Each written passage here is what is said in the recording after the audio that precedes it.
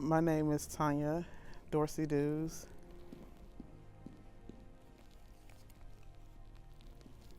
So explain to us who we're looking at in this portion. This is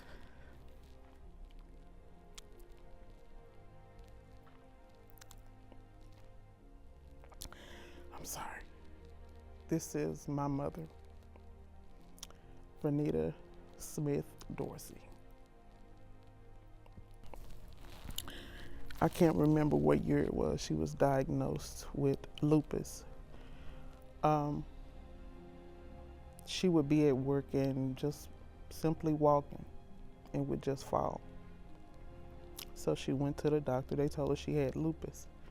And so instead of not knowing how the stage or anything about lupus, because that's something that you don't hear often in the African American community, she decided to go ahead and retire because she said she didn't want to be at work and hurt herself or fall and other people to judge her. At the same time, going through the process of the diagnosis, she was often told that it was her weight that was causing her, to lose her balance or whatever. Then even after she retired and doctors would send her to a specialist, one specialist would say, well, no, you don't have lupus. If you were to lose weight, that would help you with your knees or your joints. Another doctor would say, well, I feel like you have arthritis, rheumatoid arthritis. Then another doctor would say, she got to the point where she said, I'm not going to another specialist because I feel like they're all in a network of friends where they're just sending me from one doctor to another doctor just to get my money and nobody knows what's wrong. So the trust issue again, and going to the doctor and saying, hey, I'm hurting. And regardless of, the complaint, it always went back to, well, your weight, or you couldn't possibly be in that much pain.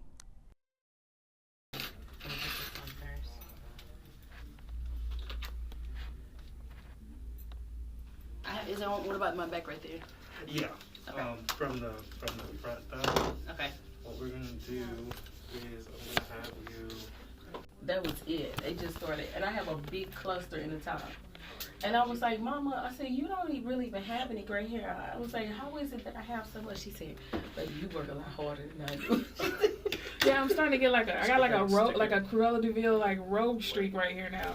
Honey, I would rock that. Okay, what is it? I'm sorry. I'm sorry. I'm gonna wait.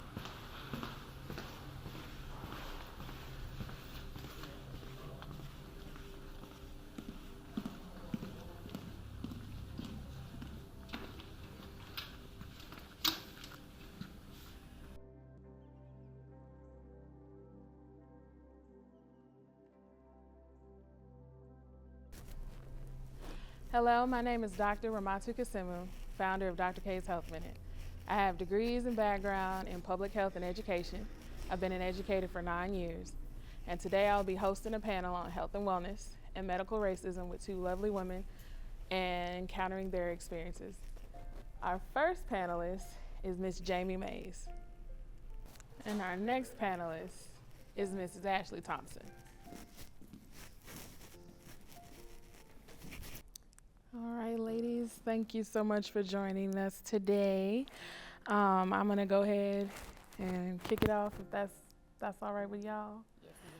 All right, so Viola Davis once said, you can't be hesitant about who you are. So tell us, who are you? I feel like every day I'm someone new, thanks to this disease. But I am a wife, a child of God by the grace of God. I am a 7-year lupus survivor, and I am a Dallas native, and I am a Black woman who wakes up every morning to try, even when my body says, you're not doing it today. So I am a doer. That's who I am. I think that's a loaded question for me.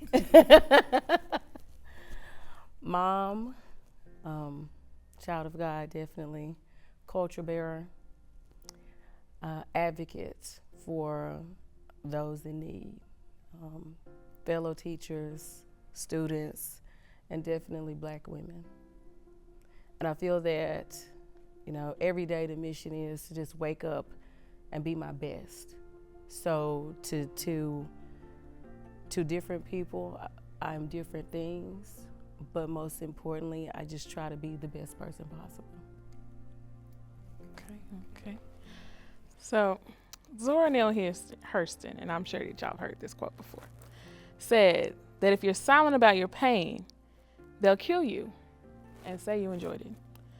Studies have documented that healthcare providers exhibit unconscious bias towards members of marginalized groups, which ultimately leads to differences in treatment across multiple domains. Tell us about a time that you lost trust in the medical profession.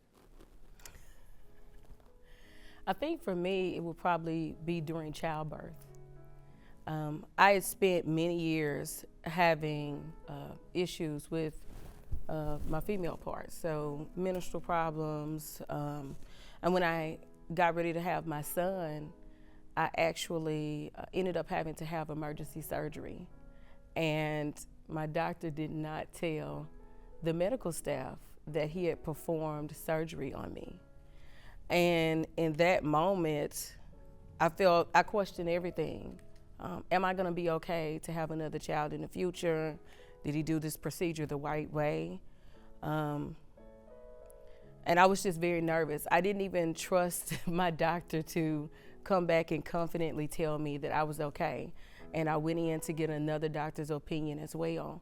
But I also realized that I had to take control, especially as a Black woman.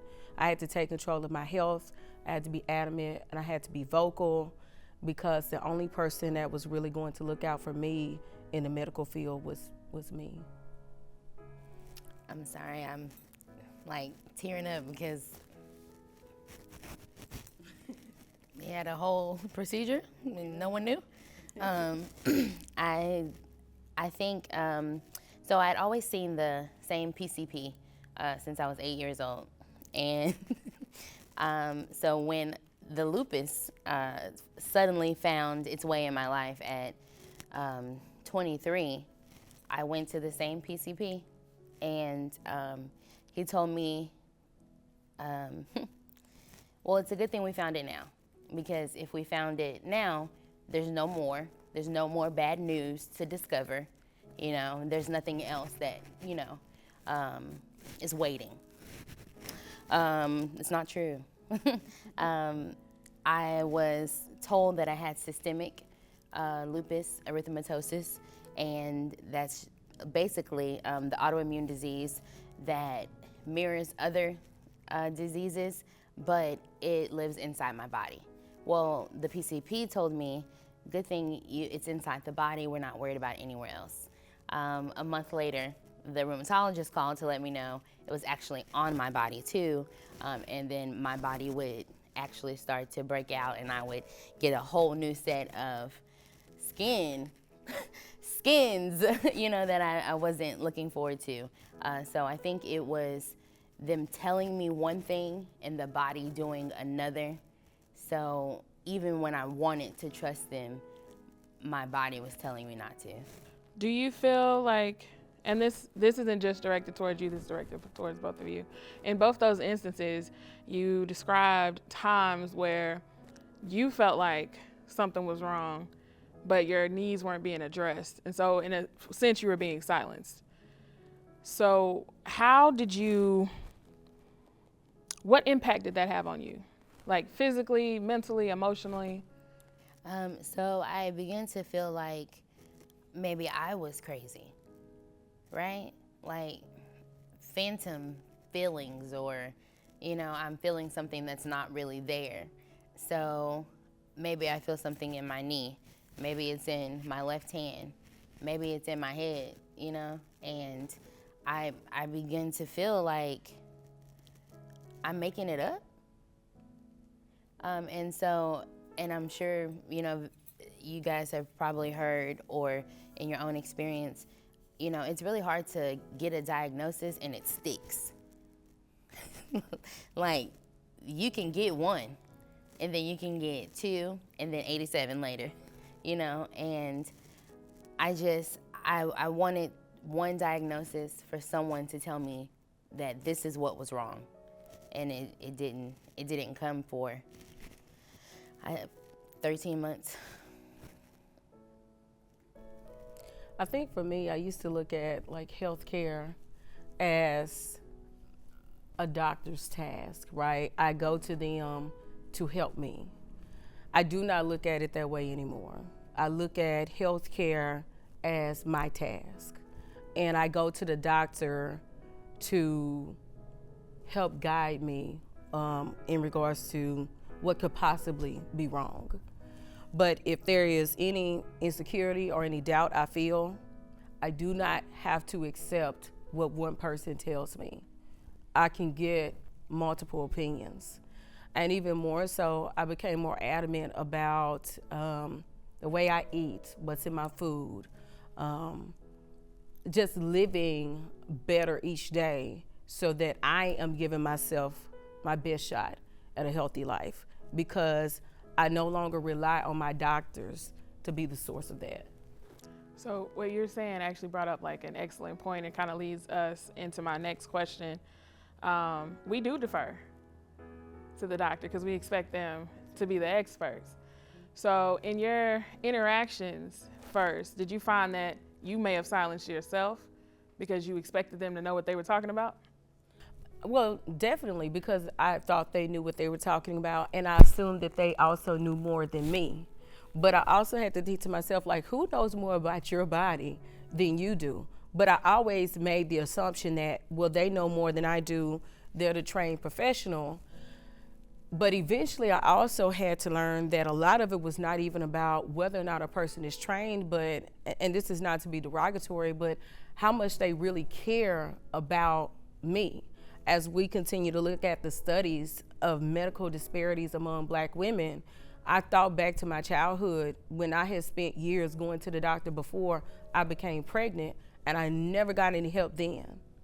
And I just had to think about how many boxes about the mistreatment of Black women when it comes to medical care, like how many things could I relate to? And I could relate to basically every last one of them. So I did, in a sense, silence myself because I felt they knew more than me.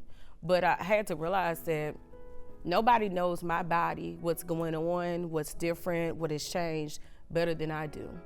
And it's not easy because you feel nervous sometimes about approaching the doctors about things that are going on or being adamant about it, especially when people are denying what you're experiencing. But I also learned that I had to continue to advocate for myself until I got to the right person. So I had to learn how to be a big girl and speak up.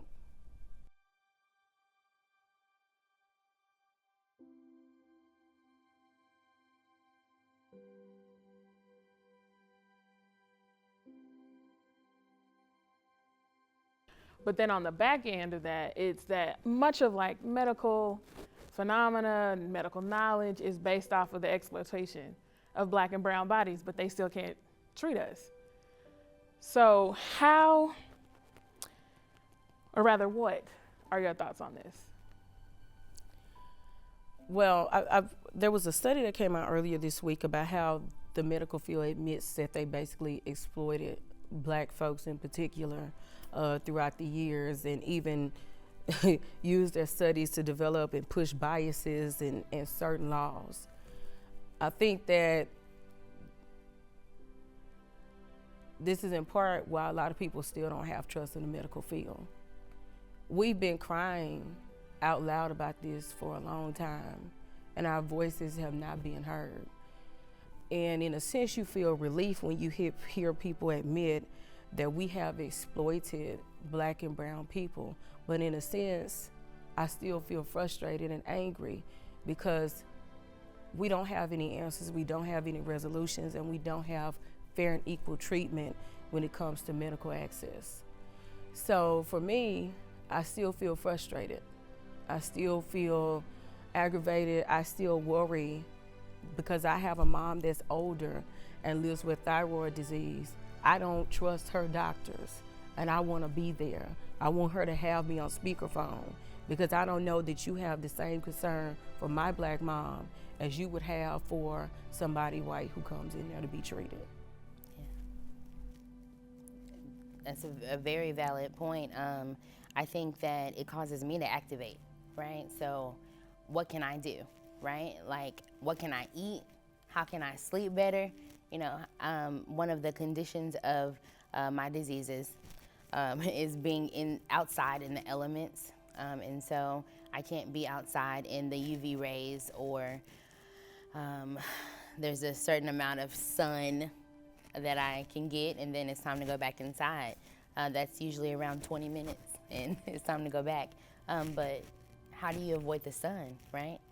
So it's caused me to pay more attention to the way that I live, right? And give myself a little bit more time, cut myself some slack, stop trying to squeeze everything in one day. And it really has spilled over into my full lifestyle. I've been able to lose 65 pounds. Because of paying attention to the different ways. But all of this, and while I want to be like, yes, pat myself on the back, it came out of necessity. I can't trust what you tell me. Let me try to live the best version of myself that I can. That's where we at. And that is an excellent transition because Alice Walker said the most common way people give up their power is by thinking that they have none. So research has shown that Black women are the least likely to advocate for themselves in a healthcare setting. What steps did you take to advocate for yourself? I think for me, it started with number one, trying to see what I can learn on my own. So started looking up ways to have a better diet, and how do I deal with, I talked about before, having to have a procedure and having female problems, being diagnosed with fibroids. So what foods do I need to eat to help decrease fibroids? What can I do to help me just manage it before I go into the doctor? Making surgical procedures and things like that the last option instead of my first option, because I always found that if doctors say that frequently, we would take that answer to be it and feel that that's the first thing we have to go with. But looking at that as the last thing, and ways that I can try to advocate for positive health first.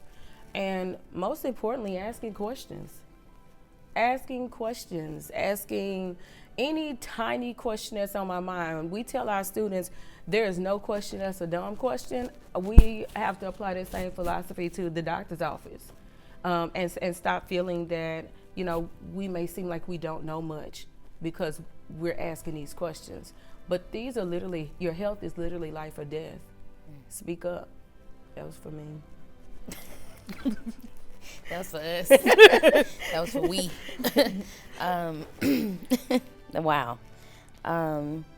She's so right. I feel like it caused me to, like I said before, activate. What could I learn? I'm not in the medical profession, but it is time, to ask as many questions as I can. I was finding that, especially with lupus, there was a lot of tests, procedures I couldn't even pronounce.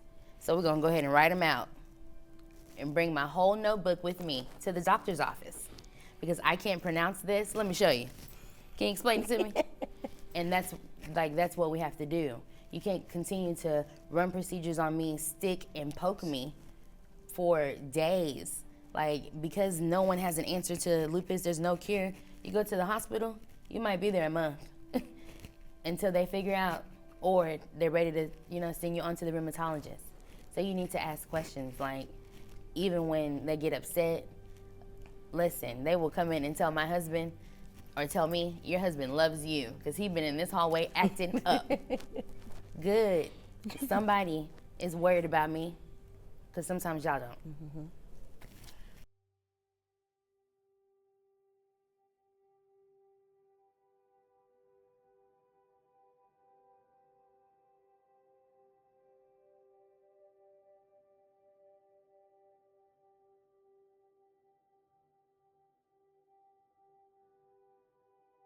Did y'all supplement your advocacy with any like alternative practices?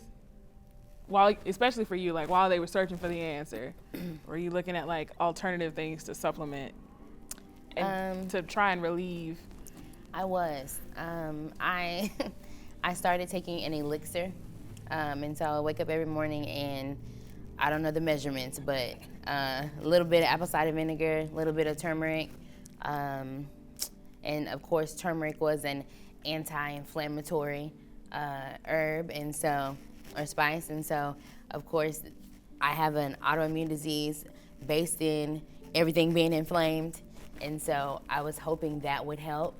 I had heard that apple cider vinegar, this particular one was with the mother. Not sure what that meant, but you know, you're trying to find, right? So you're just trying to find all of these things, you know, that you can do, because imagine sitting there and you don't want to do further harm to a body that already told you is broken, you know? So yeah, maybe not eat fried chicken this night, you know? But that's the truth. I've definitely tried. Like for me, eating was a big thing. Prior to becoming physically injured, I was into gardening very heavily, growing. And I thought I was doing something. I was like, I'm connected with your ancestors. So, you know, growing my own tomatoes, cucumbers, and herbs and things brought me great pride. But I also felt so much healthier. I could tell the difference in my body. And even though I may not be able to do that same thing at this moment, working with my farmers markets instead of going into the stores where I don't know what's going on. And even if I can't do the same types of exercises, even just having maybe a little stretch or something that I know helps me. So I would say overall, just being proactive, period.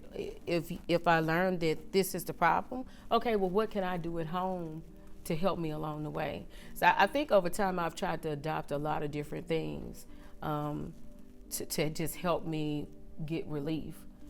And but when I started growing some of my own food, I really felt that even mental health wise, it was awesome. But physically, I actually could feel a lot of the difference. And I always try to even share. It wasn't like I was out there growing an acre, you know, just my little thing. But everybody wanted to know what it was like to taste the pickles that were made from your cucumbers. But I realized that it tasted even better than what I was getting out of the store that had all those processed chemicals in it. And I felt more energetic. And even going into the doctor, my blood pressure never even seemed a tiny bit elevated. I was really good with that. So I think that element alone, controlling my food lifestyle, was one of the best things I did to try to, you know, take control. Yeah, I think, can I just say something real quick? I wanted to share, and I think it's really important in our community that we always look at things from a spiritual aspect too, right? And you mentioned the ancestors, but I just feel like as Black people, as Black women, right, we spend a lot of time in the actual doing, right, of having the disease, carrying it, right? Well, I wanted to make sure that I didn't get stuck in the mundane everyday of living it, right? And so actually, one practice I did was I went to the strongest community I knew, which was my church, right? The Bible says where 2 or 3 are gathered, right? And that's where he is too. And so I asked them to carry me. Like, I cannot do this. I'm 23. They're telling me I have a disease. They basically just proclaimed death, and there's no answer. Will you help me? Will you pray for me? Will you cry with me? Will you come and sit with me? And that's a practice that, for me, has been tried and true. right? It's community, it's support, and I'm grateful for. I'm gonna be honest. I don't know Jamie, but I'm sitting here like, thank God for Jamie, because she has a story that she's willing to offer up. I'm sitting here listening to her strength, right? And that's what we offer each other. And that was the greatest practice for me, the practice of community. Absolutely. I almost started clapping. Well, that's a community feature also.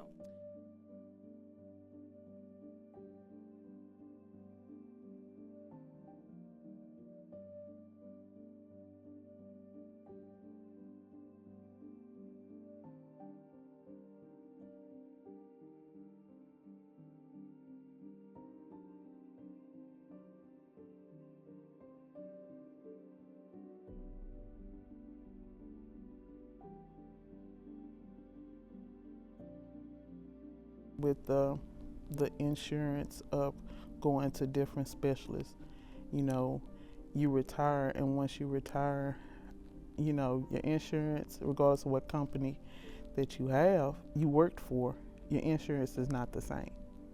So having to go from one specialist to another specialist and your copay being $30, $40 to having to go to a specialist and your copay is triple. And now that you're retired, you're on a fixed income. So having to, going from a doctor visit where you normally would pay $30 to now you're having to pay almost $200. And then you're going in and what you're saying is not being heard. You're being told it's this, it's that. And well, I'm gonna send you to somebody else. So I think I don't want to say the enslavement mentality, but I think it goes back to, again, a level of trusting, a level of being heard. You can judge the body, but you have to pay attention to what's being said and what's not being said. When I was pregnant and they first discovered I had the fibroid, and I was just adamant about getting more ultrasounds because I'm like, we don't know what's going on, and I have this random stomach pain, and and I have a baby in here. And I remember going to the front desk, and the lady was like, well, typically with the insurance, they only give you 2 ultrasounds. I said, well, I need you to check again and see if they'll be willing. Because at this point, it wasn't about me, and I think that's how we are as Black women. Like, we forget about ourselves, but honey, when it comes to the children, Right. or anybody we care about, Right. we will go to the limit. Right. So I was like, I need you to call and see. And it ended up that I had insurance that didn't have a limit on ultrasounds. And she, Run it up. she could not believe it. She was like, I scheduled an ultrasound, please. And so I got an ultrasound every month. As you should. As you should. As you should. Yes. And, I say it to say, it's like, in a sense, I feel like it was the same as how I've had to advocate for myself throughout life.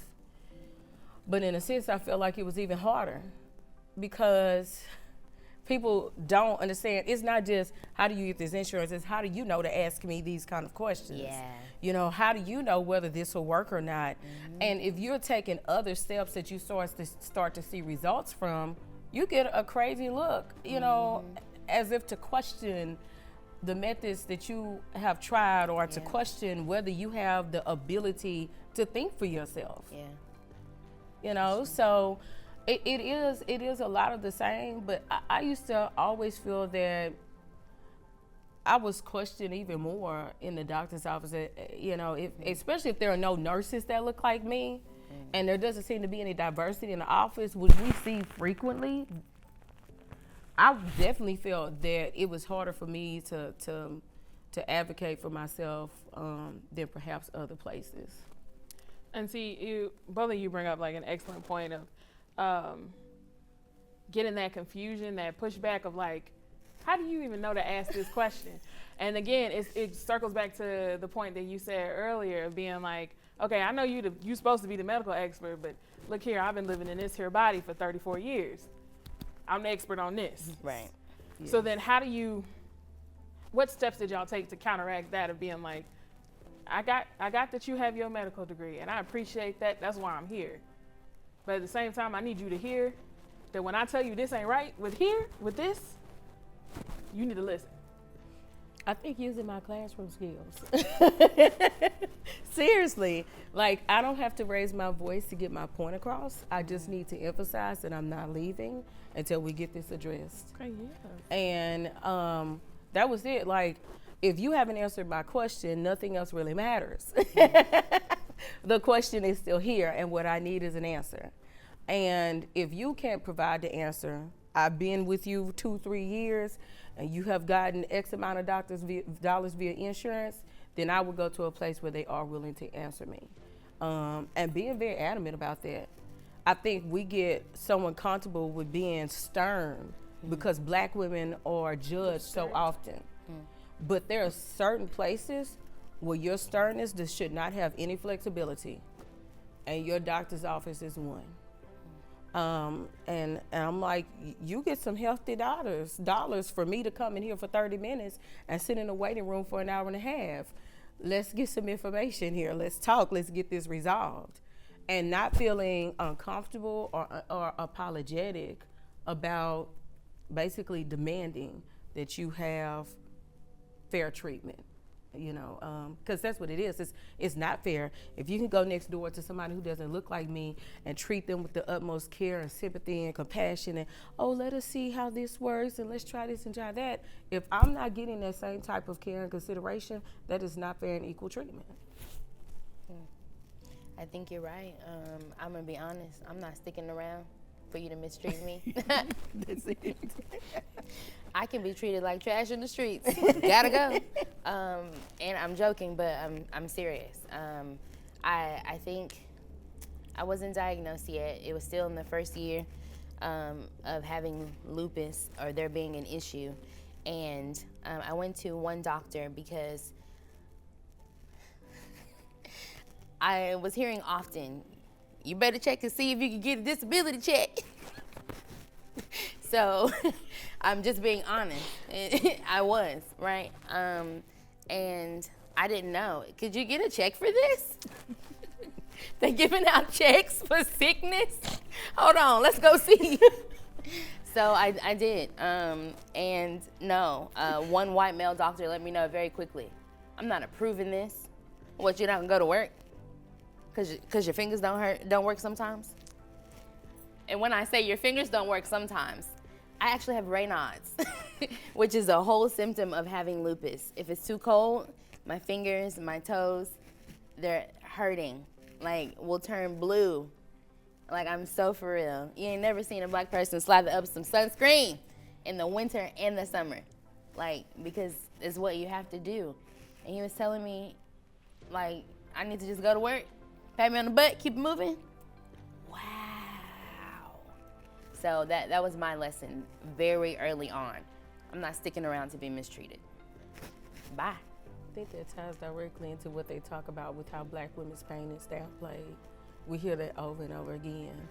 And to say something so insensitive like, oh, just because your fingers don't work sometimes. Like, even, that's normal. Even if in your mind you Yeah. felt that way, Yeah. to verbalize that is so degrading and insensitive. Yeah.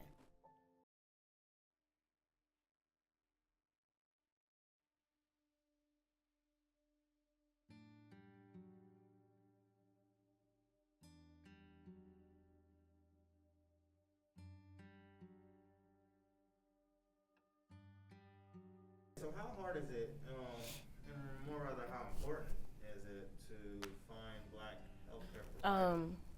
I think in the past I've been just very open to someone who cares about me. Yeah. But I follow a Black psychiatrist on TikTok, and I follow a Black medical student, and they both talk about medical disparities and the difference in treatments, like what may be a symptom in a Black patient versus what may be a symptom in white patients. And it's been so enlightening. So for me, it has now become one of my first considerations if I think that there's something more serious going on. Just because I realize that there are a lot of differences that a doctor who doesn't look like me may not recognize because they may not put a lot of focus in that area. So in years before, it didn't matter, but I've learned a lot just by following Black medical professionals who point out this is why this happens when you go, and this is what this should look like for you. And I think for me, that's made a difference in how I'm thinking about my medical professionals going forward. I think I was gonna say, as I learned to also navigate the internet, Google is everyone's friend. And imagine just being able to type, I am Black, this is what's happening, and having more answers than the doctor sometimes. And so to Jamie's point, if I already come prepared, then I'll give anyone a chance. But that's the thing too, are they giving me a chance?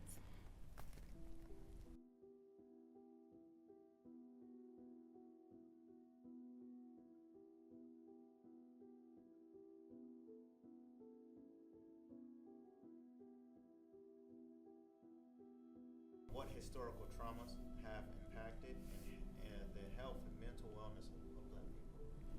Oh, I think we'll start with the big kahuna, slavery. I think that it has been the most traumatic experience because we still struggle with our sense of identity because we don't even know where many of our family members are. And we're not talking about where they in this country. We forget people were snatched from the coast and sent to different places all over the world. So I believe that is in fact the most traumatic impact. And the second one would be the Jim Crow era. There are so many incidents that we don't know about. And the terror that Black people lived through during the Jim Crow period it's just unimaginable what it's like to realize that I don't even need to be in my car after dark. Because if I'm in certain areas, and regardless of what people say, not just down south, sundown towns all over this country, racist communities all over this country, I can be targeted and I can be killed. And I think that generationally, that's why it's taking so much work for us to undo a lot of the trauma and a lot of the issues. We see all this ruckus within our families, but a lot of it comes from our people not knowing how to deal with the things we've gone through. Having grandparents that will tell you they were still having to work the fields as children. They were still living under Jim Crow laws, that they couldn't finish school because they had to work the fields to help get enough food to eat. And I believe that those two periods alone have caused the most trauma to our community. And Jamie, can you make a connection? How do you think that trauma has really impacted the mental and health wellness of Black people? I think the first thing that we talk about is the Superwoman syndrome, right? The idea that even today the Black woman struggles to relieve herself of responsibility. And it's because if we think about our mothers, our grandmothers, my grandmother had 11 kids. And until the day she passed away, she still always wanted to make sure everybody else was okay. She never took a break from worrying about whether everybody else was okay. I think in the way that we raise our children, even our ability to sometimes raise them in love, and without the aggressiveness, because in a sense we were groomed by slave masters to conduct ourselves a certain way, and we were beat and whipped, and our kids were beat and whipped. And so we also felt that was the way we had to train our kids to survive. And it bothers me when I hear people, especially in this era, be very critical of our parents and grandparents. Our parents and grandparents have done the best that they can. It makes me emotional talking about it. And I think we owe a lot to them because we get to live in such freedom and luxury now that they never had. And they are suffering from the trauma they have still had, being ostracized racially, being mistreated, having your voice taken away from you.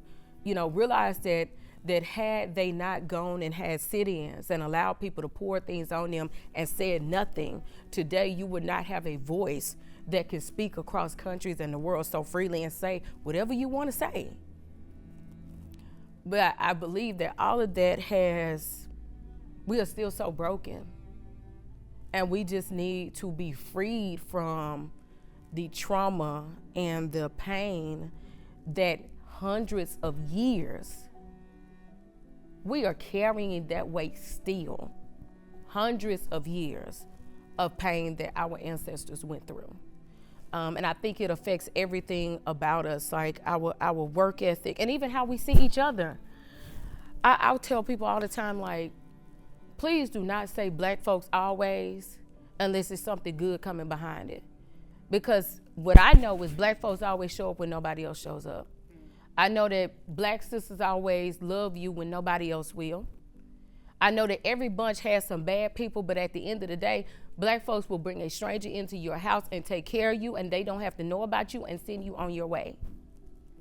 But we have been conditioned to look at our people in a bad way because that is the way they broke us down mentally. And we are still struggling to see the beauty in ourselves, and that is why we cannot see the beauty in our brothers and sisters. And that's a mental health issue. Part of that is not being the doctor actually paying attention to what you're saying. You know, regardless of, you know, I'm considered an overweight person, but regardless of what shape I'm in, what I'm telling you and how I'm telling you I'm feeling should be heard and not what you assume. So when you are not being heard and people or doctors specifically want to assume that they know that builds up a wall, because if you're not listening to what I'm saying, how can you ever give me the right diagnosis?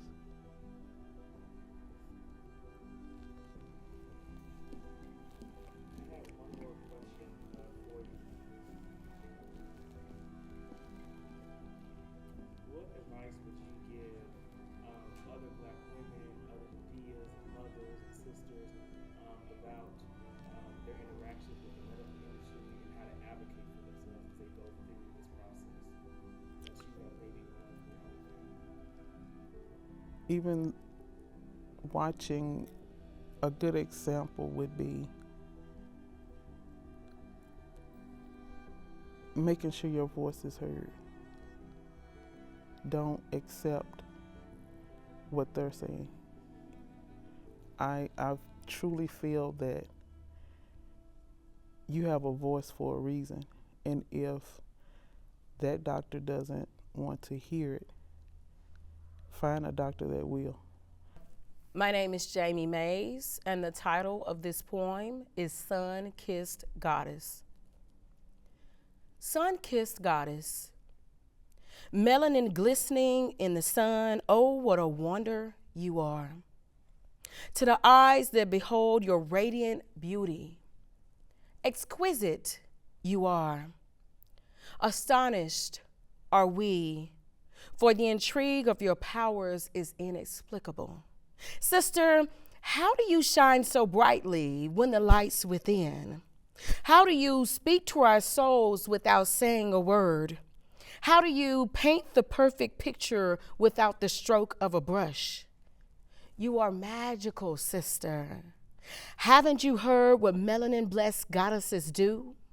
The way we trade our beauty for someone else's ashes and still end up with beauty every single time. The way we make something out of nothing and nothing out of something. Even our imperfections are perfectly created. Sister, how can you heal a man's broken heart with a simple smile? How do you always find the silver lining, even if the cloud is blackish gray? How do you receive the least and still do the most? You are magical, sister. Haven't you heard what melanin-blessed sisters do? Ain't no abracadabra to this. No one can voodoo mix this. There's no scientific explanation to this. It's just who we are. It's just what we do. Sister, how are you the strongest woman on earth but never bench pressed or squatted? How do you bring light into a dark room with no windows or light bulbs? How do you raise a nation and only give birth to one child? You are magical, sister. Haven't you heard what melanin blessed goddesses do? We live, we thrive, we give life to everything around us. Black girl, don't you know you have magic? Sun-kissed goddess, melanin glistening in the sunlight, oh, what a wonder you are. To the eyes that behold your radiant beauty, exquisite you are. Intrigued are we, for the enchantment of your power is enigmatic. Sun-kissed goddess.